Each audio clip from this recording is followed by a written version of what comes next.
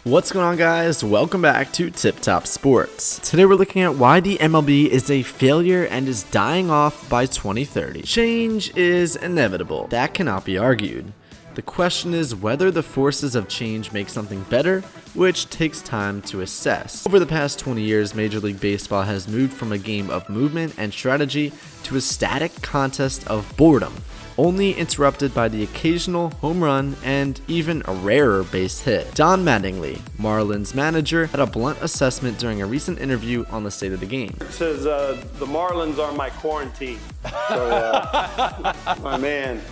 All right. He called baseball unwatchable sometimes because nothing goes on. That must have sent chills up the spine of the commissioner. Criticism is finally coming from inside the league. Why the game evolved the way it did and how to infuse it some form of excitement is finally being discussed. Before anything can be done, one needs to look where we've been. So let's take a look at the changing times. In the 1989 baseball fantasy, Field of Dreams, a voice is telling Kevin Costner's character, quote, "Build it and they will come." People will come, Ray. You're broke, Ray. You sell now or you lose everything.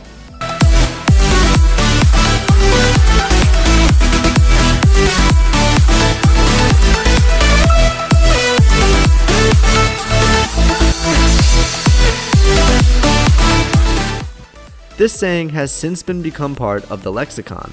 In some ways, the film ushered in a wave of nostalgia. Iowa became a tourist destination for baseball fanatics, and classic sports channels sprouted on cable.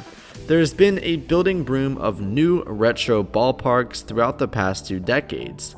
The parks become cash cows with ever-increasing ticket and concession prices. It was Major League Baseball with a touch of the suburban mall and county fair, giant food courts, water slides, and various other forms of family entertainment. There were giant scoreboards that shot fireworks off into the night sky and jumbotrons designed to mesmerize the masses between innings. Bill Veeck would be proud. All that was missing was a petting zoo, giant squash competition, and a wedding show. Baseball's future has become a fixation for the MLB. The game has changed. So has the business of baseball. And as the game tries to reboot, many long for its past. Balancing the two aspects of a game so rooted in its history is priority number 1 for the commissioner. Let's dive deeper into the nostalgia trap. Nostalgia has become hyper-monetized. Old-fashioned ads placed on outfield walls and existing buildings incorporated into the complexes, i.e. Baltimore and San Diego. Throwback days have become yearly occurrences on the schedule with accompanying jersey sales. With apologies to Shakespeare, if what's past is prologue, nowhere is that more true than MLB. I'm guilty of this nostalgia trap myself.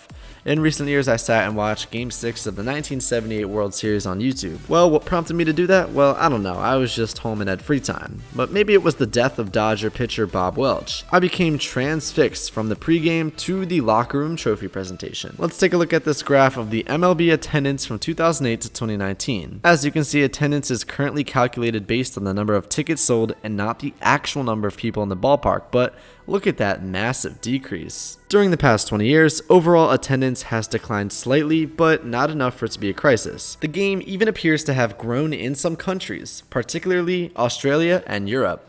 There's a World Baseball Classic now. Even Uganda has started an increasingly successful baseball program that has won tournaments in Europe, and the cable TV packages are swelling owners' bank accounts.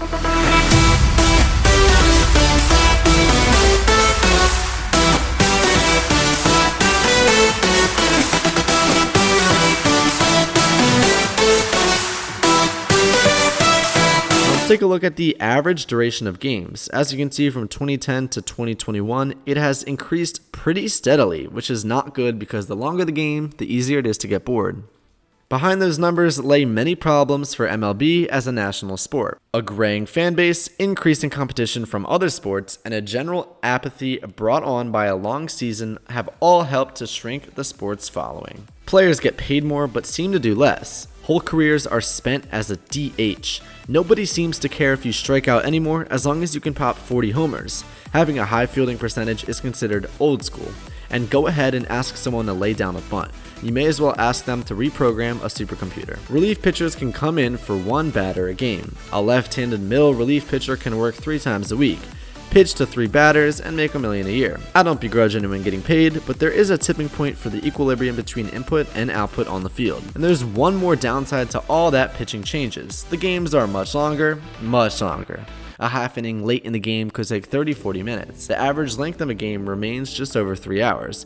That business model cannot be sustained even in the modern day when everything is faster. Empty seats can be seen everywhere on weekday nights. Take a look at a Yankee game. The sections between first and third are vacant even on weekends because the average fan can't afford them. That is the same of Citi Field, Dodger Stadium, Tropicana Field, and Minute Maid Park. Just name the venue. If filled, the corporate seats usually contain soulless fans that don't care. Since official attendance is based on ticket sales, MLB is getting the revenue, but empty seats are never a good look. And the game's biggest problem is the age. The average viewer on a local broadcast is over 55 years old, and the average age of the season ticket holder is only slightly younger. Many defenders of the present state of the game would point to 2 issues to disprove my point: huge local TV deals and rising minor league attendance. That just proves my point even further. The game is becoming regional in focus. A national apathy towards baseball is taking hold. Worst of all, kids are not even playing it anymore. And since the end of the World Series last season, I've been reflecting on the state of baseball. As usual, I ask myself the same question every year: is baseball still a vital part of the culture or just another sport? Let's dig deeper into the youth in retreat. The baseball fields near my house lay empty on hot summer days except for the occasional church softball games. The park that surrounds them is even devoid of kids most of the year. The rapids of the White River are all you can hear.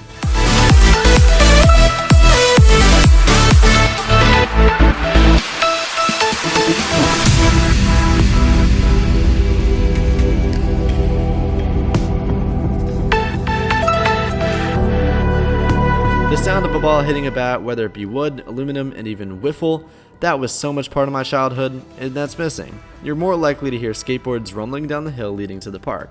I can't remember the last time I saw a kid walking anywhere with a baseball glove. There's still Little League and Rec Leagues, and a team from Auburn even made the Little League World Series in 2012. That seemed to be the last gasp of the game around my area. My nephews don't even play. No interest. For others, the cost of playing is prohibitive. There's still Little League and Rec League, but overall it's just dying. For others, the cost of playing is prohibited from T-ball through high school, and the pay-to-play system has become astronomical because parents use it to get into better schools and colleges. The kids have to show up at special camps in the off-season, they have to retry out for their travel team and high school team every year, and some charge this to try out. The personal coaching business has exploded to disgusting proportions. Baseball cards are big business now, kept in fireproof glass cases instead of shoeboxes, and sold by unscrupulous dealers who make P.T. Barnum look like Mother Teresa. The spectacle of this Little League World Series as a broadcast on ESPN makes me sick. If there was ever an event that signals a declining moral compass, it just might be the Little League World Series. Kids posing after they hit home runs, making rude gestures, and then ESPN replaying the kids' errors over and over. I don't think Carl Stotts, the man who even started youth baseball in Williamsport, PA during the Great Depression, ever envisioned this disgusting corporate largus. So, when I heard recently that Little League participation was declining rapidly in upstate New York, I had mixed feelings. I've been rolling around boys not playing the sport, but maybe we're getting what we deserve. In Newburgh, New York, a city on the west bank of the Hudson River, about 60 miles north of Manhattan, only 79 kids signed up for Little League in 2015. That's down from 200 in 2009, a 60% decline in just 8 years. In Newburgh, New York, a city on the west bank of the Hudson River, about 60 miles north of Manhattan, only 79 kids signed up for Little League in 2015. That's down from 200 in 2009, a 60% decline in just 6 years. While not as steep, Little League participation nationally will soon face the same crisis. During the 90s, when participation peaked, there was almost 3 million kids playing. As of April 2015, that is down to 2.4 million, with no signs of abating. One California Little League had to drop from 8 teams in the 10 to 12-year-old major division to just 3 teams by 2015. In Oregon, there's been a 25% decline in kids playing. There were approximately 800 kids registered in one town. There were approximately 800 kids registered in 2008, and by 2012, that was down to 600. Like landlines and ticker tape, youth baseball is fading away, and so is the MLB as a whole, with no future ahead. Well guys, thank you so much for making it to the end of this video of Tip Top Sports. If you enjoyed, hit that like button, subscribe, and ring that bell so you never miss an upload, and I'll see you guys in the next video. Have a great day.